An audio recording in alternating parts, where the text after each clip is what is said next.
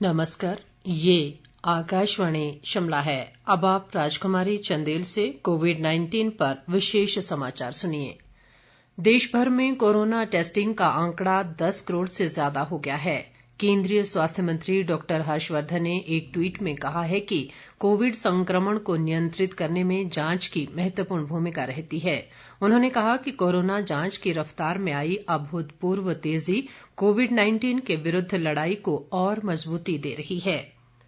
केंद्रीय वित्त व कारपोरेट मामले राज्य मंत्री अनुराग ठाकुर ने कहा है कि ग्रामीण क्षेत्रों के विकास और लोगों को गांव में ही रोजगार उपलब्ध कराने के लिए केंद्र सरकार ने मनरेगा बजट में 3 गुना वृद्धि की है। हमीरपुर संसदीय क्षेत्र के दौरे के दौरान कल शाम उन्होंने कहा कि कोरोना संकट में केंद्र ने सभी राज्यों को पर्याप्त बजट दिया है और स्वास्थ्य सुविधाओं के लिए 15,000 करोड़ रुपए जारी किए गए हैं। इसके अलावा राज्यों के आपदा कोषों के लिए 12,000 करोड़ रुपए दिए गए हैं।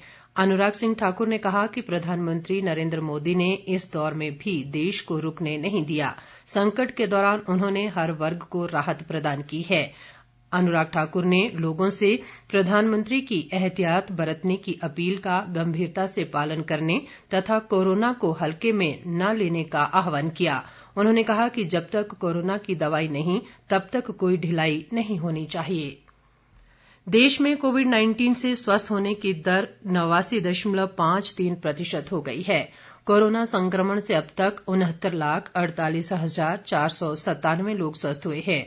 मौजूदा समय में देश में 6,95,509 सक्रिय कोरोना मरीज उपचाराधीन हैं।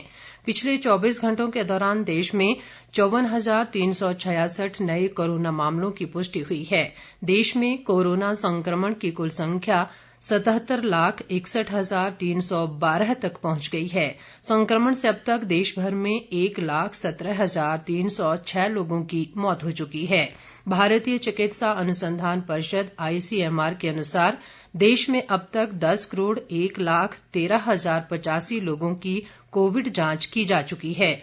पिछले 24 घंटों के दौरान 14,42,722 कोरोना सैंपलों की जांच हुई।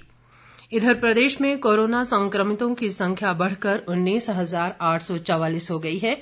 पिछले 24 घंटों के दौरान प्रदेश में कोरोना के 223 नए मामलों की पुष्टि हुई है, जबकि 231 मरीज इस दौरान स्वस्थ भी हुए हैं। स्वास्थ्य विभाग द्वारा जारी बुलेटिन के अनुसार मौजूदा समय में राज्य में कोरोना के 2,623 सक्रिय मामले हैं और 16,914 मरीज अब तक स्वस्थ हो चुके हैं। प्रदेश में कोरोना से अभी तक 279 लोगों की मृत्यु हो चुकी है। वर्तमान में मंडी जिले में कोरोना के सबसे अधिक 473 सक्रिय मामले हैं। इसी तरह शिमला में 445, कुल्लू में 331, सोलन में 303, कांगड़ा में 213, सिरमौर में 190, हमीरपुर में 163, बिलासपुर में 156, ऊना में 118, चंबा में 97, लाहौल स्पीति में 78 और किन्नौर जिले में 56 कोरोना रोगी उपचाराधीन हैं। सेना भर्ती कार्यालय हमीरपुर के भर्ती निदेशक ने बताया है कि हमीरपुर, बिलासपुर और ऊना जिलों के उम्मीदवारों के लिए सेना में सैनिक सामान्य ड्यूटी के पद के लिए संयुक्त परीक्षा अब 1 नवंबर को हमीरपुर के अणु स्थित खेल स्टेडियम में होगी। परीक्षा के दौरान कोरोना सुरक्षा के मद्देनजर मास्क पहनना, 2 गज की दूरी, हाथों को साबुन और पानी से धोना या हैंड सैनिटाइजर जैसे सुरक्षा नियमों का पालन करना अनिवार्य रहेगा। भारतीय आयुर्विज्ञान अनुसंधान परिषद ICMR ने कोरोना संक्रमण का पता लगाने के लिए कोविरैप की दक्षता को मान्यता दे दी है। इस नैदानिक प्रौद्योगिकी को खड़गपुर के भारतीय प्रौद्योगिकी संस्थान IIT के शोधार्थियों ने विकसित किया है। कोविरैप विधि से कोविड की जांच आसानी से की जा सकती है। ये जांच किफायती है और 1 घंटे के अंदर परिणाम मिल सकते हैं। जांच की विधि अत्याधुनिक, विश्वसनीय और सटीक है। ये उपकरण सस्ता है और आसानी से कहीं भी ले जाया जा सकता है। जांच के परिणाम मोबाइल एप्लीकेशन से मिलते हैं, इसलिए मानवीय हस्तक्षेप की जरूरत नहीं होती।